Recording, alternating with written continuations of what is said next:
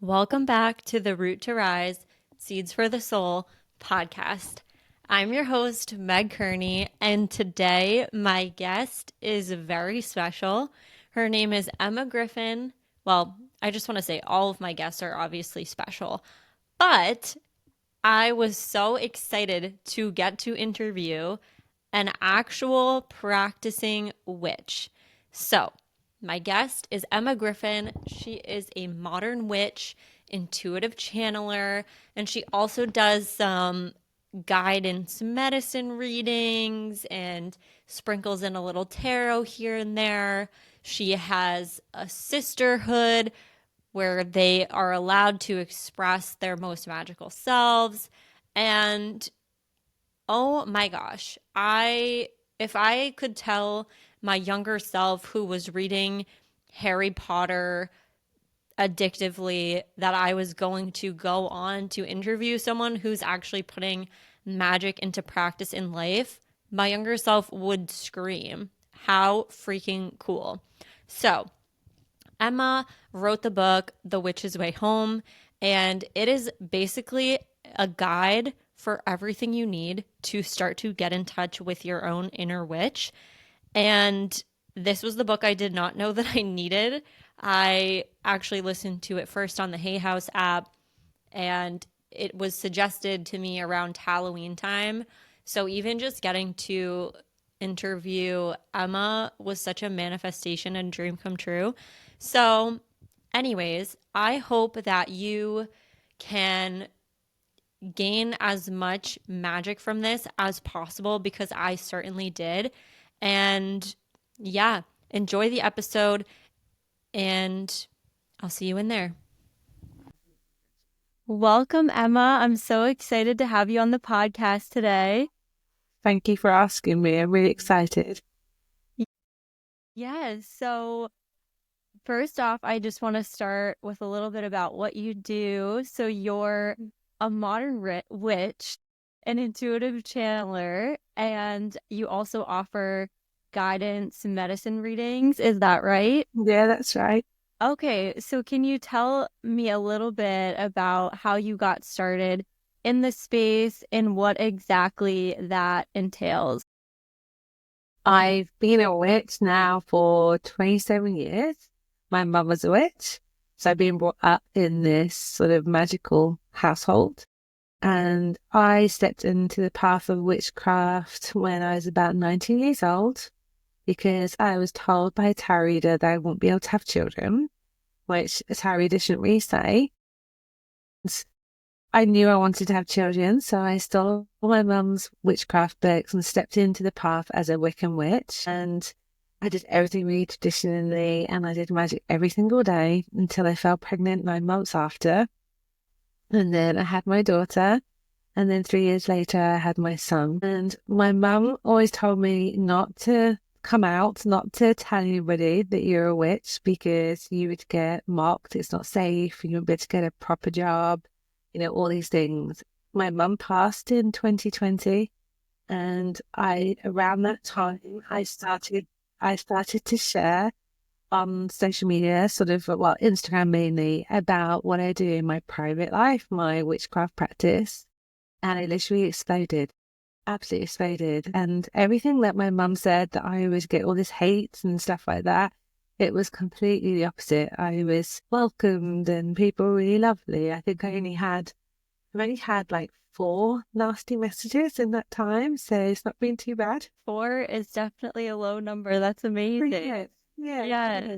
yeah. And it sounds like it was, it's something that helped you in your personal life. Just helps me.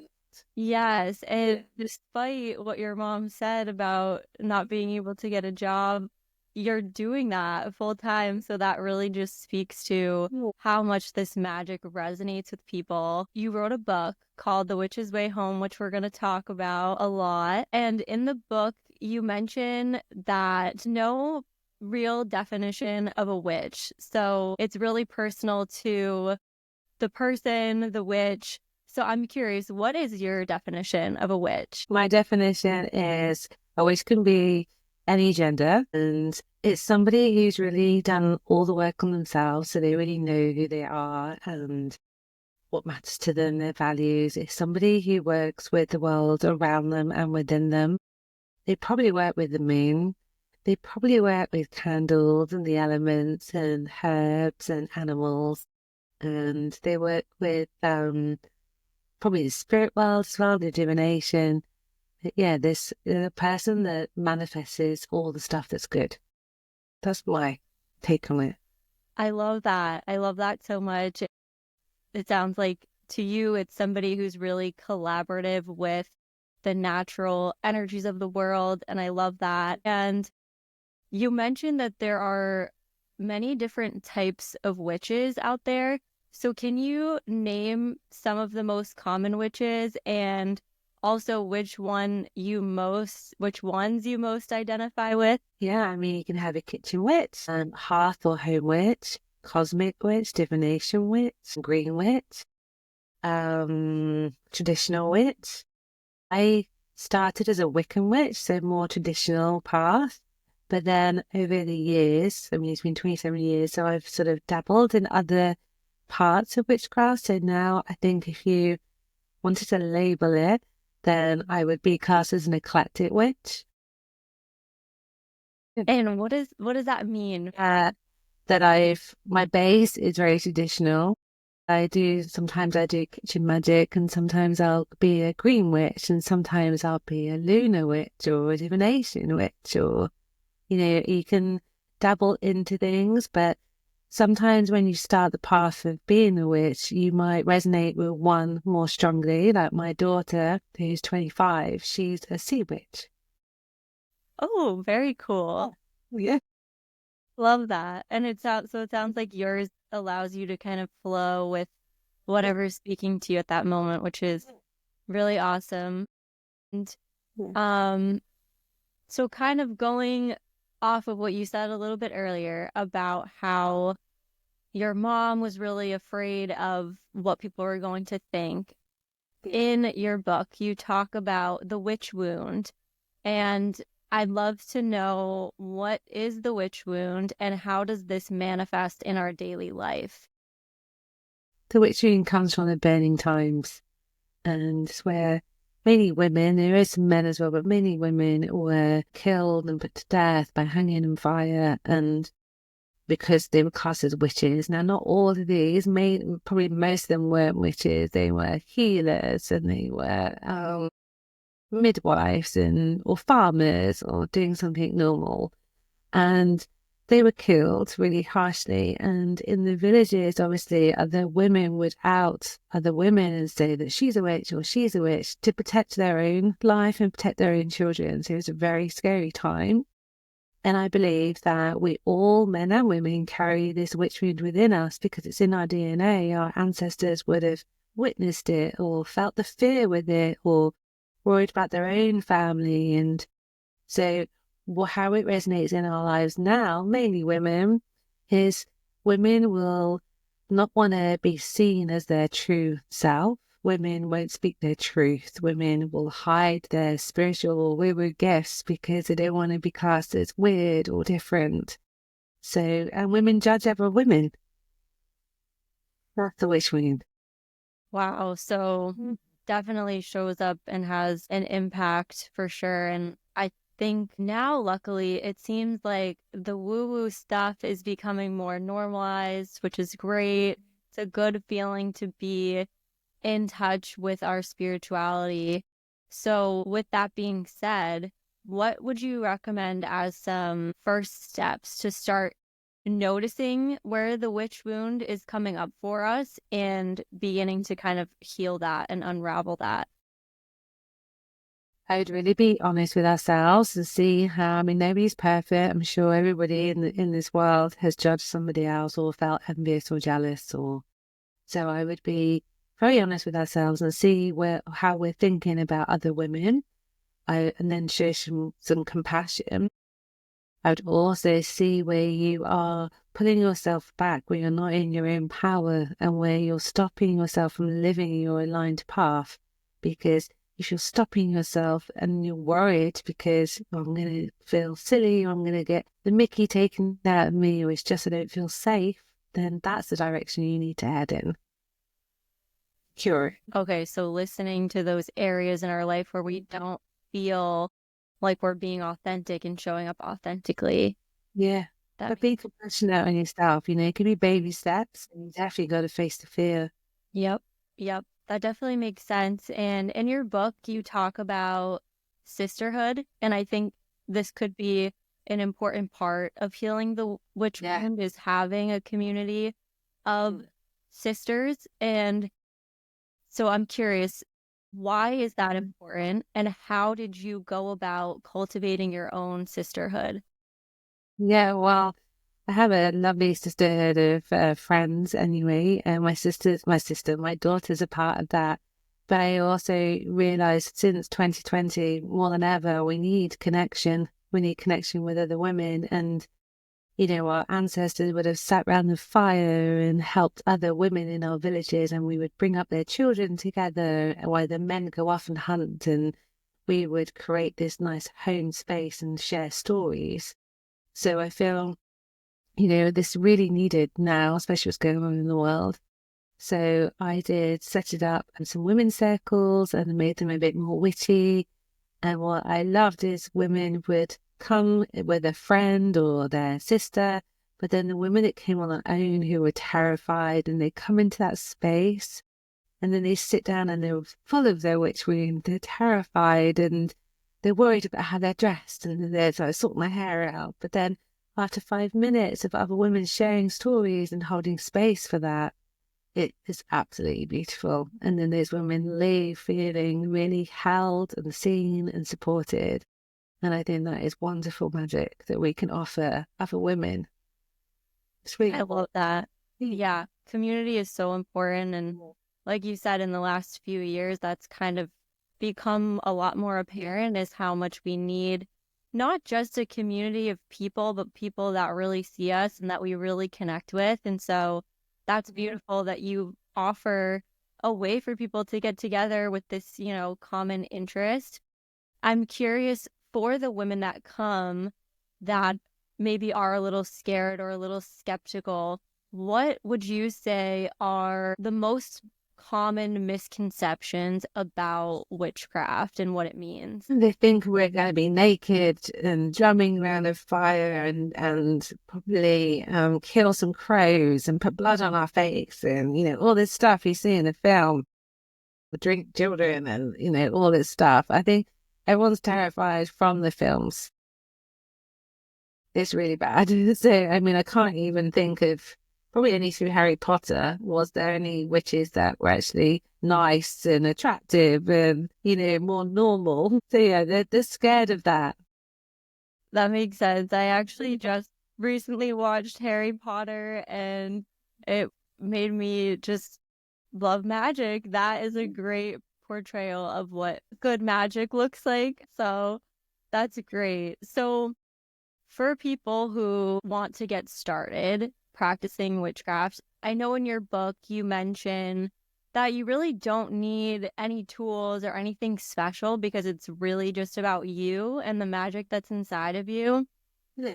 With that being said though, what are the benefits to having some tools? What are your favorites? What would you recommend for somebody who's looking to get started? It's nice to have the tools, but it isn't needed. You can use a saucepan instead of a cauldron. I think my favorite tool is definitely my cauldron, which is behind me on my altar, because I'm banishing and I'm releasing and I'm burning incense and I'm house cleansing and cleansing myself. It's a wonderful tool. Candles, it's a really cheap tool to have. You can do so much magic within them. And I would really look into harvesting your own, like growing your herbs, growing flowers and harvesting them, making your own smoke wands and using things like that to cleanse your home with and actually do magic with. Nothing really is expensive that I've mentioned. You can go out and buy, the full on things, but just those few tools is enough to get you started. But it is a personal, unique journey. So I guess when people start this path, I always advise people to research as much as you can, research into the history of witchcraft and the witch wound, and then document things that resonate with you personally in your own journal, your own book of magic. That's a much better way, because every author will have their own take on what they like to do and stuff like that, but you have to take what resonates for you. That's one of the things I love so much about your book, because I've read a lot of spiritual self-help kind of books, and I loved how you continued to emphasize that it's a unique journey. It's about the person, and there's no one size fits all. So I love that you laid it out that way, because you really give so many different options, so many different tools, and I found it really helpful. So I love that Thank about your you. book. Yeah. Thank you. And I believe there's no right and wrong. No witch can tell you that you're doing something wrong because it's so unique. Yes, exactly. And we're all on a unique journey. And like Yeah. you said, different things resonate with different people. So I think that's great. One of the other things you talk about in your book is creating an altar or some sort of sacred space to practice your witchcraft. And I'm curious how this could look for people, because I know you mentioned there's many different ways to do it. You don't need to have a special room. So, can you talk about maybe some different options for altars and why they can help with your magic practice? Yeah, I think when my children were little, it would be a mantelpiece, a fireplace. It would be top of a chest of drawers, anywhere that I could have space away from the children so I could actually go and work with it. Now I'm lucky that my kids are adults. So I have this little room, and obviously that whole unit there is my altar. So I have a place to do my magic. But some of my clients have had little boxes from under their bed, and they'll pull it out and they'll set up their altar daily. I have many altars, so I have like one on my coffee table, I have one in my kitchen, I have a big one in my garden. So as I like to be able to move around, I'm an Aquarius, so I don't like routine. So I like to use different areas for different things. It's just a space really that you can really focus and see what you're calling in, or see what you're working with, or what you're wanting to let go of. It's a space where you can honor your ancestors. It's a really good space if you've lost someone in the spirit world. So you can like leave gifts for your loved ones in the spirit world. It's also really helpful to celebrate all the different Sabbaths, the witchy holidays, so you can decorate them and feel like you're really celebrating them. And it's a great space to actually perform your magic. That's great. Yeah. And I loved in your book too, you talk about using different elements or things to decorate with. So I have a little bowl of sea glass because I love the ocean. And so when I built my altar, I'm Yeah. gonna put that on it. And I knew I got them with no purpose in mind. I kind of just kept them, and then I read your book and I'm like, perfect, I'll put these on my altar. Yeah, it worked out great. So for the altar, you mentioned it's a place where you can practice your magic. And in the book, you talk about rituals versus spells. Can you talk about what each of those are and what the difference is? Yeah. Spell is something, I'm going to say it. A spell is more of a quick, you know exactly what you want to get out of the situation. So say if it's a love spell or a self-love spell, you know what you want to call in. So therefore you can gather things to do with different colors. It could be different candle colors. It can be different elements to work with. Like you can have fire for passion, or if you want a more of emotional sort of relationship with somebody, you could bring in some water. Yeah, you can use different things like that. Obviously, all the herbs will amplify your intention.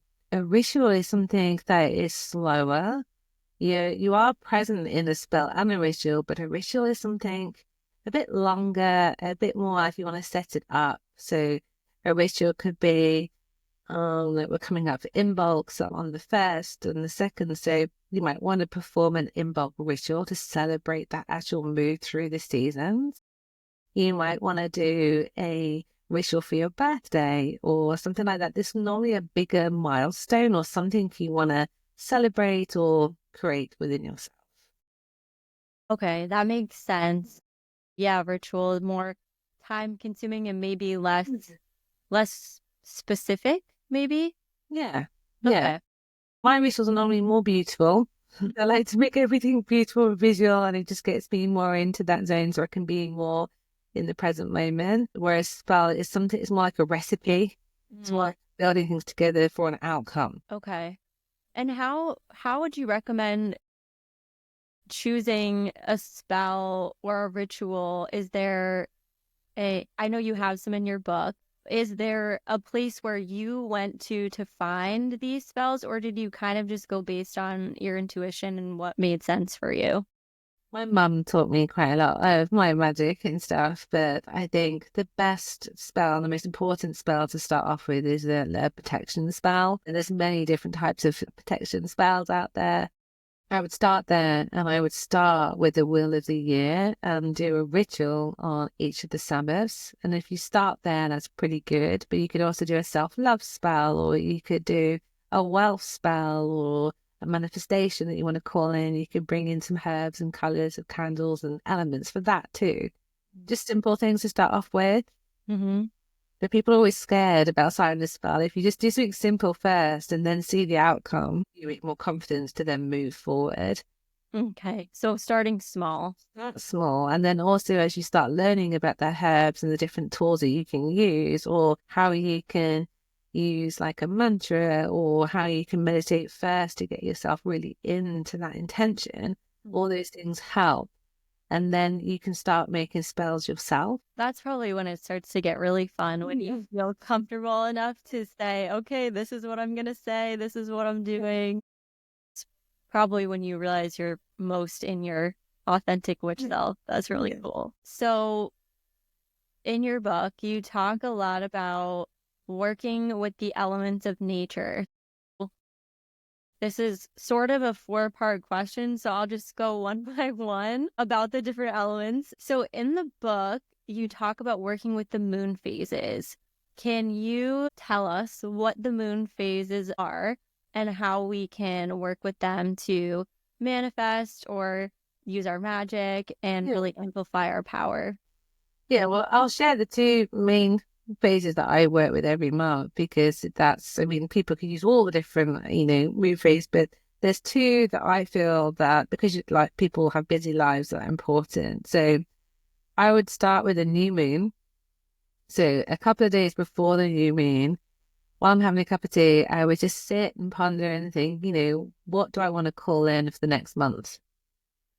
And I'll start thinking about stuff and start thinking about like my career, my home life, relationships, and like a big wish. I always have a big wish.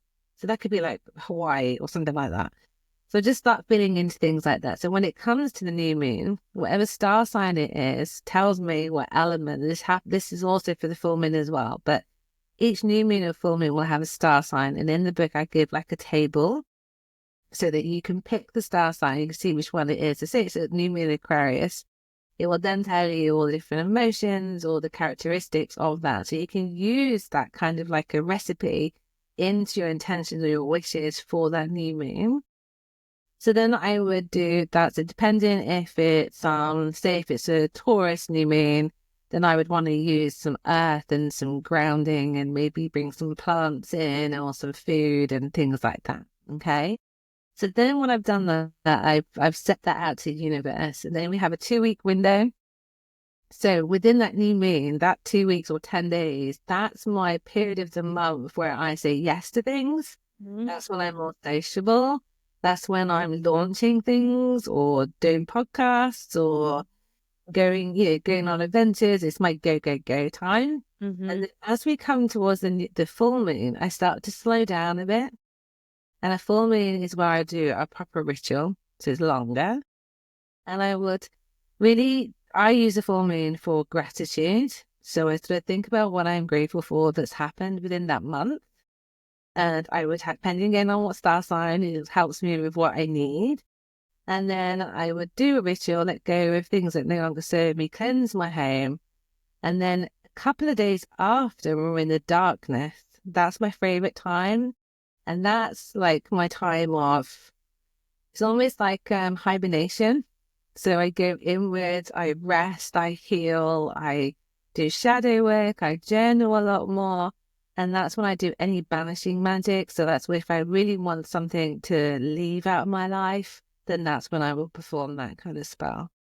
So those two moons give me that lovely balance. So I'm not always on the go, go, go.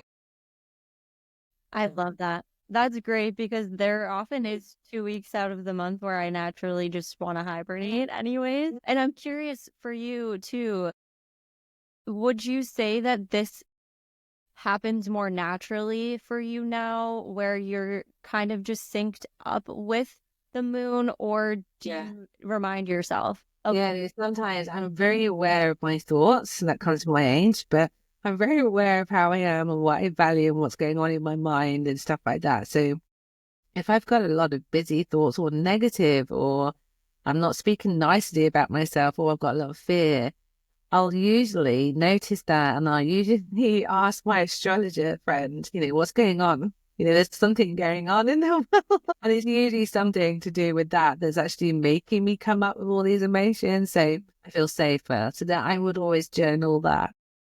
But yeah, it does help me, and I am more in tuned. And I think by having those 2 times of the month, that really gives me that structure to hold space for myself, which is important. yeah, and it probably gives you a good, you're able to check in more, and when you're writing you can see.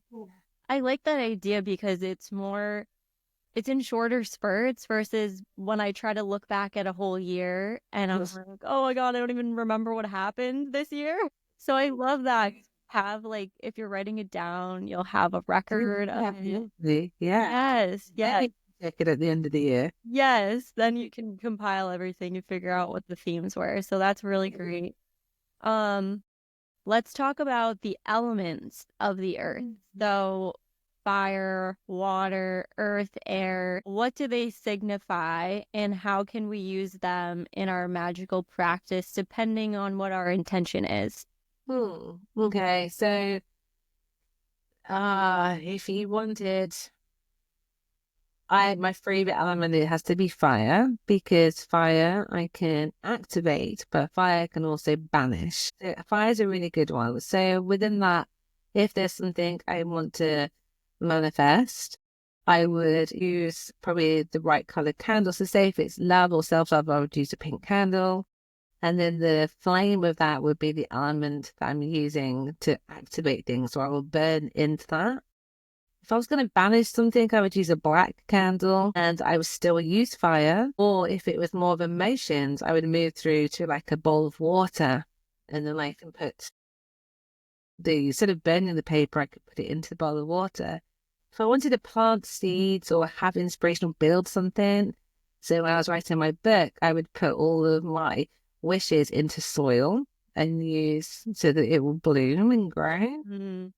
Uh, any ideas or communication or dreaming and visioning, I would use smoke. To be honest, that's probably the one element I don't use as much to within my practice other than cleansing. But yeah, you can use them all different ways. That's so cool. And I'm a Sagittarius, so I have to say fire is my favorite element as well. It's just so lovely to light things and Yeah, it is. flame. I mean, there's just nothing wrong with it. So that's great. Okay. And you mentioned a little earlier herbs. Yeah. What are some of the most common herbs and what do they do? I would definitely have in your cupboard rosemary, because rosemary can be substitutes. If you were reading a spell and you're like, oh, I really want to do that, but I don't have time, or I don't have basil, or you can use rosemary. So rosemary is really good. And if you're tired, rosemary is lovely to fill a bath and just lay there in a bath because it will help you. There's so much with herbs. With wealth and abundance, there's rosemary, basil, cinnamon. You can mix all different things together. If you want something to be sweet and romantic and nice and gentle, you can add honey. If you want something to be fast and get rid of something or call something in, you want to be really quick action, then I would use pepper or chili chili flakes and things like that. So yeah, it really depends on what you're really interested in to what herbs that you want to start gathering. Definitely lavender, chamomile, rosemary are a really good starter kit. Okay. And does it matter where you get the herbs from? So let's say maybe you don't want to grow them yourself or you don't have a garden or something like that. How would you recommend getting herbs that are, I guess, pure, if you will? Yeah, it's hard and ethical. I think, I mean, I grow quite a few, but then sometimes, I mean, my rosemary's just completely died. So I don't have a rosemary bush at the moment, so I have to get a new one. But I have different things that like resins, like frankincense resin I use and myrrh I use. So I would buy that from a shop in Glastonbury, which is really good, called Star Child. So I know that that is ethically sourced and I like to help an independent shop. Like go to a supermarket and you can buy the little spice jars and stuff like that. I have a lot of kitchen cupboard stuff as well. In the summer, I like to grow my lavender and chamomile. So I'll be harvesting that in autumn and then I would dry it and put it into jars. So I do a lot of harvesting as well. And yeah, one of the other things you need in your cupboard is salt. Salt's great for protection and cleansing, and that's cheap. Mm-hmm. Yeah. Yeah, you Yeah, get so it doesn't really matter if you can't grow them, go to the supermarket and just get little herb pots, that'd be fine. okay. That's helpful for someone like me who does not have a green thumb. So maybe someday, but Someday. until then, I don't know about you, but in our supermarkets, you can buy fresh herbs. mm-hmm. Buy like bags of fresh rosemary and they already come really nicely cut into the right sort of size. Yeah. That's brilliant to tie up with cotton and make your own smoke wand for cleansing. Yep. I love that idea. There's a little co-op near my where I live and they have locally grown herbs and they're in the little packages, but they're, full fresh. So definitely will try That's a good those. way of doing it. Yeah, great. One last element, I guess we could talk about, or part of the earth, trees. You talk about the magic of trees. So can you expand on that a little bit? Why musical? I love trees and the forest is my favorite space. Each tree comes with different wisdom and I look at trees as actual beings. And I've done a lot of past life regression on people and some people do remember being trees. And you can actually, if you've had like an off day or you just need to go for a walk and be in nature, you could go into the forest and pick a tree or a park and go up there. Normally, it's better to take your shoes and socks off so you're completely connected to the earth. But you can either hug the tree or place your left hand on the tree and your right hand on your heart and just ask the tree, like introduce yourself and ask for wisdom and see what you feel. See what comes into your mind's eye. See how you feel love and how instantly you feel relaxed. It's like the best therapy. Yeah. Before I read your book too, I went to Seattle and I don't know if you've ever been there, but they have a lot of trees, a lot of nature, and I was going on a hike and there was this huge tree and I was by myself and it was just calling to me. I just wanted to sit on it. So makes a lot of Be with it. Yeah. yes, yes. They are beings. I agree with you. So really magical. Do you remember the first time you ever went to a tree for wisdom? Do you remember the first message you ever got from a tree? Oh gosh, I was really little because my mum taught me to connect to trees. So I've been doing that since, I don't know, 4 or 5. It's something I've always done. Yeah, I used to like protect trees, and if anyone was going to cut trees down, she would get a seed from it and regrow it. So I have a beautiful bonsai tree that's about 35 years old, and it's actually from the family of the major oak from Robbing Hood. wow, that's so cool. Yeah, my mum saved it, so that's one of my precious trees that I own. my gosh, I love that. It has really little oat leaves on it, so I keep them every year. I know. Oh my gosh, that's adorable. Bonsai trees are the best. Oh my gosh. Cool. So cool. Let's talk about animals, animal guides versus familiars, because I know familiars, I feel like I've been hearing about familiars a lot more recently. When I was younger, I had a black cat and I didn't know, but looking back, I'm like, he was definitely my familiar. But I have a dog now. I love her so much, but we're definitely not on the same, like, Yeah, no, you would. yeah. Yeah, So let's talk about familiars. yeah. I'm curious first what they are.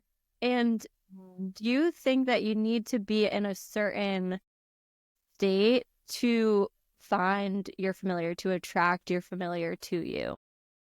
There's a lot of that kind of chat going around social media. I believe your familiar comes to you when it's needed to come to you. That's important. I'm soon to be 49, and for since 4 years, I think he's 4 years old. My familiar's down here. See, my familiar is 4 years old, and he came to me just when my dad had passed, and then when my mum told me she was got cancer. So he literally came into my life at, I feel, the divine time.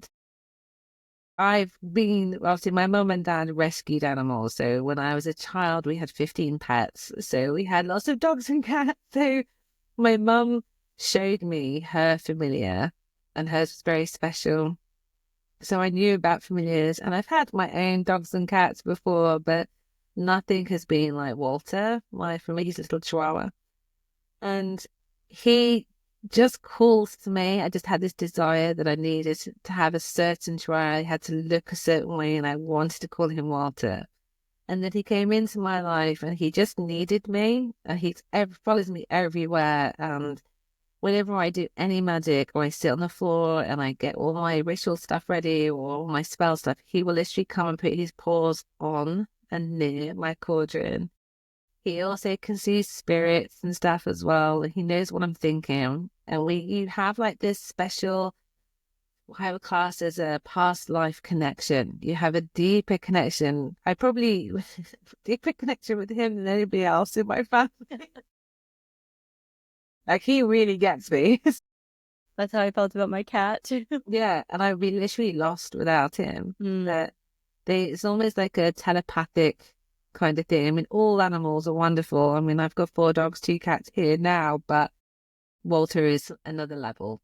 Yep. And you can just feel that. Yeah, and my husband would agree with that. He is another level. Yeah, yeah. I've seen you post him on social media. And he's so Very nice. he's so cute. And he's perfect size. You really can't take him anywhere. Yeah, perfect. And also, my kids left home, so he came into my life when I needed to nurture and still be a mum. So I'm permanently rocking him like a baby and stuff like that. He's really good. He fixes a lot of wounds. I love that. I love that so much. So in terms of that, then you can't really force. Totally forgot Really? to. Well, just know. Yeah. I mean, if you are a practicing witch and you really want a familiar, then you can actually just state that out. I would do a ritual for that and tell the universe that you're ready, and then keep an eye out for what crosses your path or comes to you. Mm. Just really feel and sort of look at the animal. I mean, it could be a rabbit, or it could be a hamster, but you'll have this connection. You'll have this like knowing. It's almost like they're very wise. It's really weird.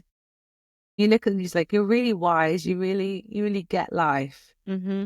So you've had this connection with them before. Yes. Yeah. It's interesting because when I got my cat that I now know was my familiar, I was young. I was a kid, but I was just so in tune with, like, I must have just been so in tune with the universe. And he came at a good time. There was a lot Yeah. going on.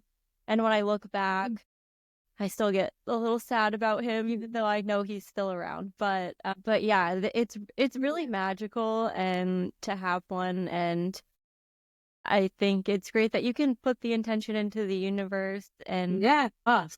And ask. Yep. Love that. So what's the difference between just an animal guide? How do we know if we have We all have a spiritual team. So a spiritual team can be different beings from different dimensions. So we obviously have our ancestors, we have our loved ones that we know in this lifetime who have passed. They could be, part of your team. You have your own spirit guide, and that's not really a loved one. It sometimes is, but it's not really. It's somebody who comes, because obviously your spirit guide comes and goes, new ones come in. And it's normally a spirit that has been in the spirit world for a long time and chooses to help you on a certain task or a certain path in your life. Then you have ascended masters, you have angels, you have archangels, but we also have animals too.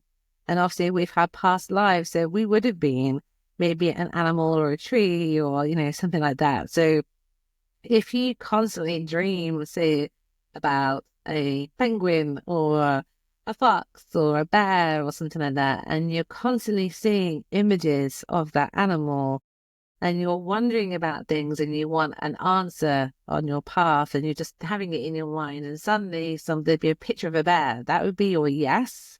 So that's your guide there. And within the book, I tell you how to connect to your animal guides and your spirit guides and learn about these dimensions. But it's really helpful to have that guidance from those other dimensions.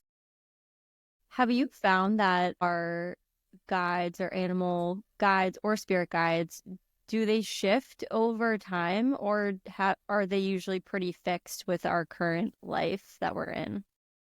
Sometimes they'll stay with you for a decade. Sometimes they'll stay with you for 6 weeks, a couple of months, 6 months. It really depends on where you are in your life's path and what you're needing at that time. But there's also help, obviously, from your ancestors too. But your best guidance is from your soul, because your soul knows where you've been and what you need to do in this lifetime and where you're going from that. It's your best. Yeah. Yeah, it's all within us. The soul is so wise. So, with that being said, it's important to be able to connect with our soul. So, what are some things that you recommend for us to do to be able to reconnect with our soul and harness our power that way? I would learn how to get into the present moment as much as possible. So, journaling, meditation is a wonderful practice. And it's really important in my daily life. People sometimes say to me, well, I don't have time because I have 4 kids or I've got a job, but everyone has time to have a cup of tea. They can light a candle in front of them and they can put their left hand on their heart and just ask themselves, how am I feeling? Where am I holding stress? And allow your soul to gently answer. Also, your body will show you things as well. Ask your soul, what do I want to release this week, or what do I want to call in, or where do I need to set boundaries? Slow down. And if somebody asks you, do you want to do this today? Do you want to do that? Should we do this? Slow down. Your left hand on your heart calls you back into your body. It allows that moment to catch your breath and then ask the question and allow your soul to answer. And always trust. In your experience, is it pretty obvious when our soul answers?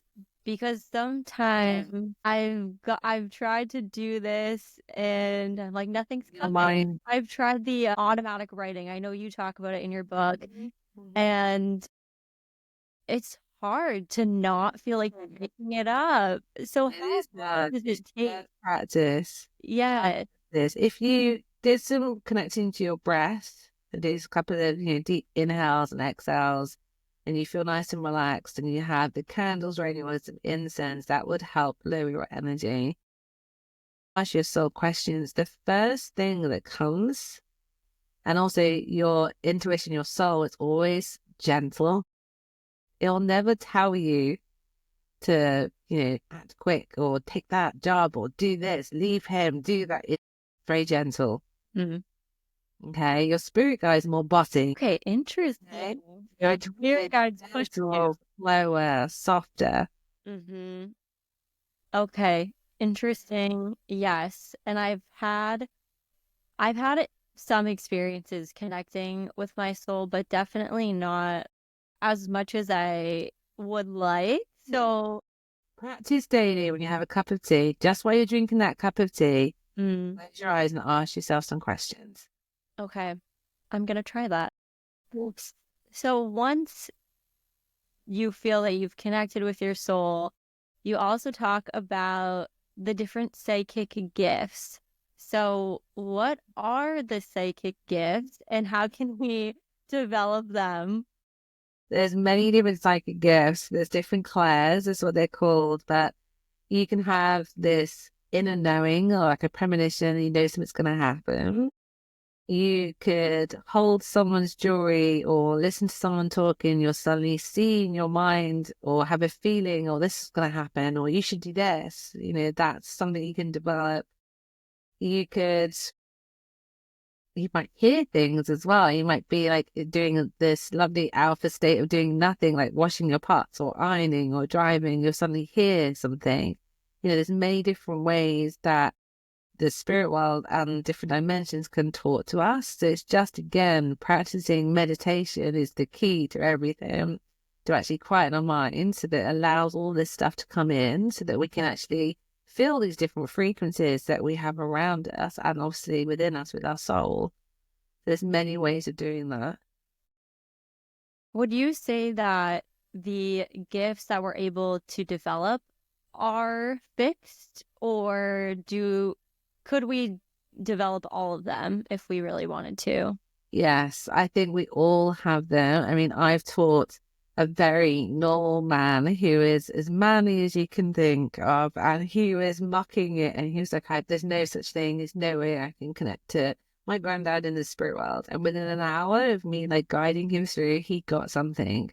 So I believe we can all do this. It's just practicing and also trusting some of the different abilities. You know, you might be stronger in a certain one than the other, but it just takes practice to really hone in and sort of play with them and get to sort of know what you can and can't do. But it's just remembering, because we were born with these gifts. It's not a unique gift. You Mhm. know, we've all got them. Yeah.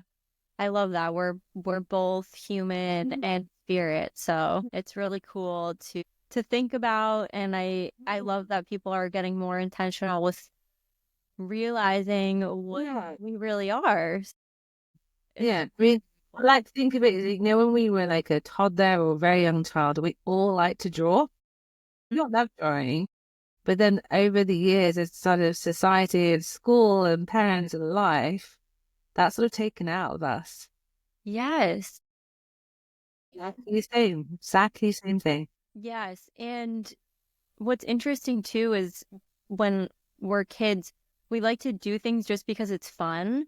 But now it's like, oh, if I'm not good at this, I shouldn't do it. I've recently been like loving to dance. I'm not a good dancer by any means, but I'm just like, this is fun. Like, I don't care, you know? So I, yeah, and it's so interesting how we put all these expectations of ourselves and we think we can't do things that we're not good at, but we each have a unique skill set and a unique perspective that we can bring to really everything that we do. Yeah, Yeah. 100%. And Dr. Seuss too. I talked to an art dealer a long time ago. He said that Dr. Seuss used his unique, some may say, different drawing, and he made it his whole personality, and his books became so famous. Yeah, very, very cool. I love that. But yeah. So along with psychic gifts and knowing that we're all spirit, how can we connect to higher dimensions? And if you don't mind, what are the different dimensions that we can connect to? So we have obviously the earth, which is beneath it, and we have a layer of rocks and minerals and crystals. You know, you can work with those. That's a base dimension. Then we have another one which is called the plants and the rivers and the sea and the oceans and the animals. And it comes to us as people. We also have energy centers running through us. That's another dimension that we can work with and tap into and sort of learn how to heal within us. Then we have our intuition as well. Then we have our aura, and then it goes up into we got the spirit world, we have the universe, so we have higher than, we've got angels, archangels, ascended masters, and then we have what I call the council, who is a group of spiritual beings who look after our soul contracts in this record in this library. And then we have source, or what people call God. Now we can tap into all of these dimensions and gain wisdom from all of these things. There's no time, there's no sort of like road. We can just move throughout all these dimensions. Most people are interested in connecting to the spirit realm because they like to look at that.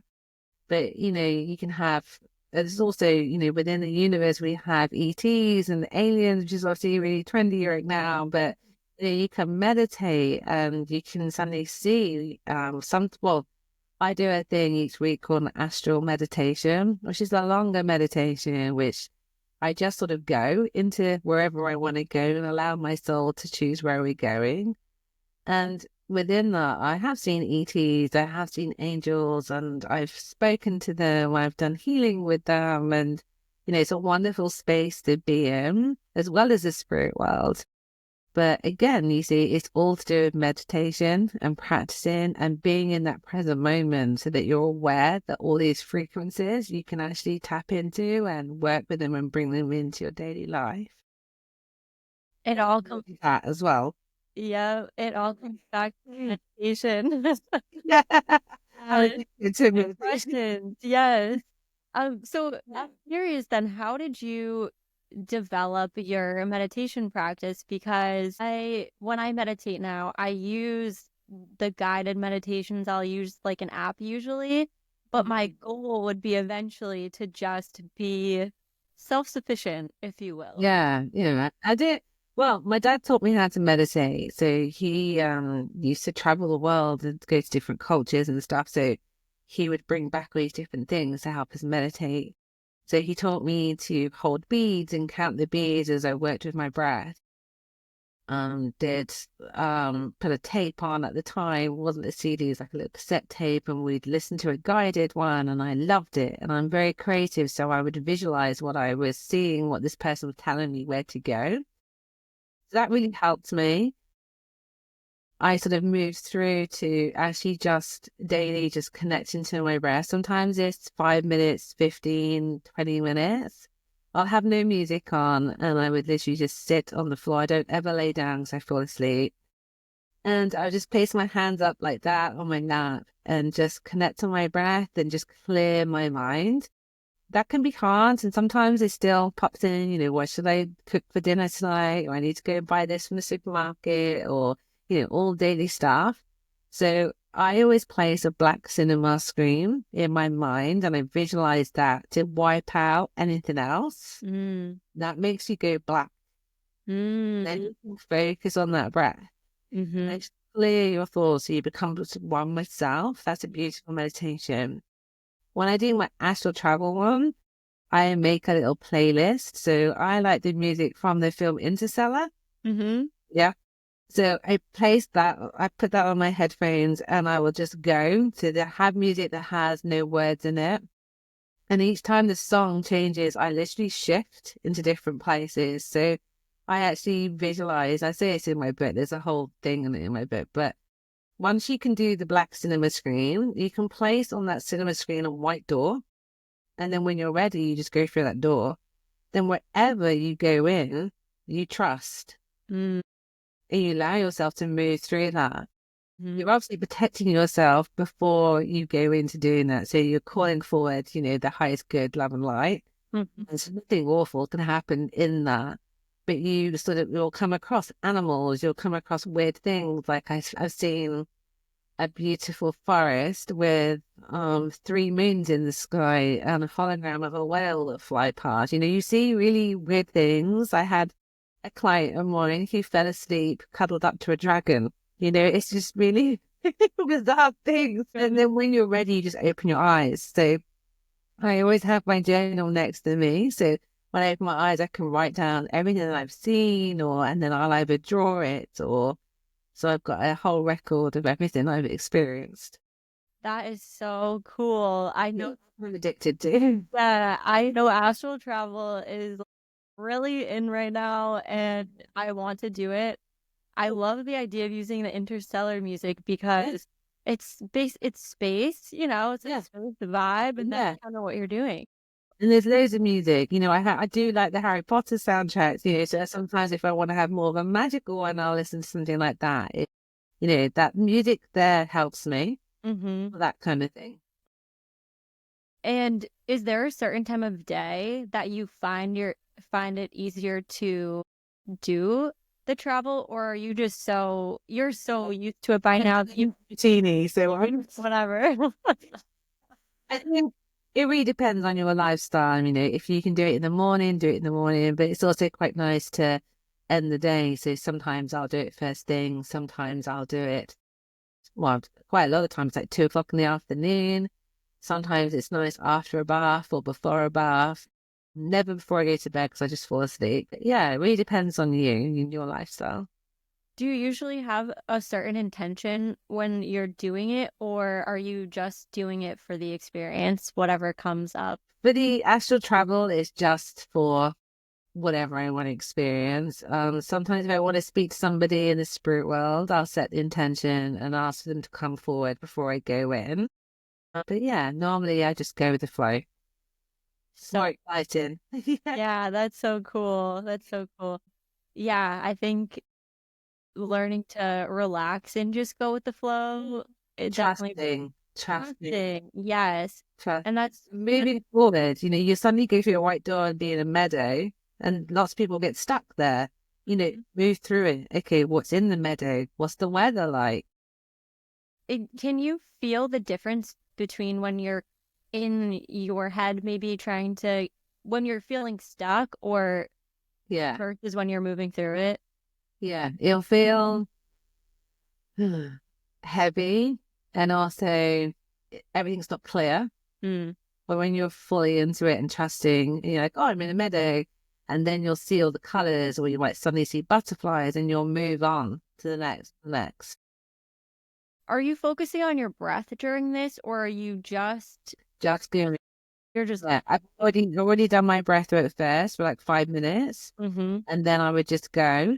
And also, when you come across people or animals, then I always ask them in my mind, do you have a message for me? So, you can do things like that. And also, when you just open your eyes, you suddenly panic. Well, I do. I panic. Think, oh, I've been gone for hours. And then you look at the time and you've done half an hour. So there's no sense of time. It's so cool. It's so cool. Yeah, my daughter does it. I love Yeah, it. Do you that's do all it in my book. together? Yeah, we have done it together. Yeah. Yeah. Does your husband do it too, or no? No, his mind's too busy. He can meditate, but if I guide him, he can release it, but his head's too busy. He Yeah. would be able to if you practice, but he's a Does, guy. doesn't want to. He's a Taurian. It's not for everyone, I guess. Oh my gosh. I'm sure there's so many questions that I didn't ask you that I want to. Really, really well. I really could talk to you for hours. I love your book so much. So I guess I like to kind of end with this question sometimes.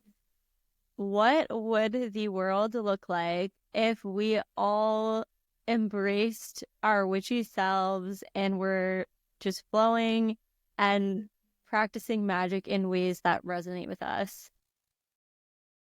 I believe we wouldn't have depression, we wouldn't have anxiety, we wouldn't have all this war and fighting and anger. Everything would be a lot more peaceful, happy, filled. People would live longer.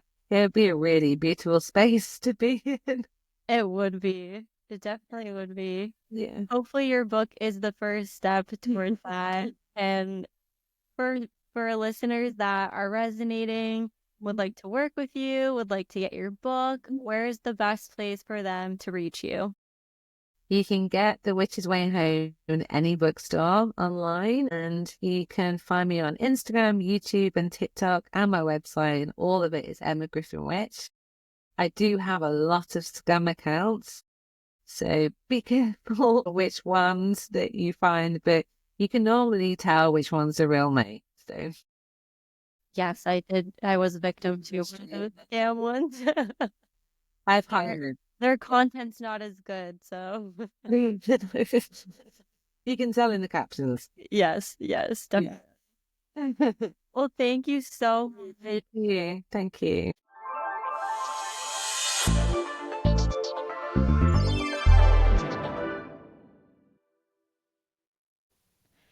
Thank you so much for joining me for this magical conversation. As usual, all of the links to all of Emma's pages will be below. The link to her book will also be below. And I hope that this inspired you to really get back in touch with your true self and also to get back in touch with nature, especially in the winter. I think it's easy to forget about nature and forget about the outdoors. But as Emma mentioned, tracking the moon cycles is such a powerful way to regularly check in with ourselves and to put our intentions into the universe on a somewhat regular basis. So, thanks again. I loved this episode. I love magic. I've always been somebody that just has believed in magic, and this just further reaffirmed that belief. So hopefully you're feeling more magical than you were an hour ago, and I hope to see you back here next week or whenever I post the next one. And much love to you all.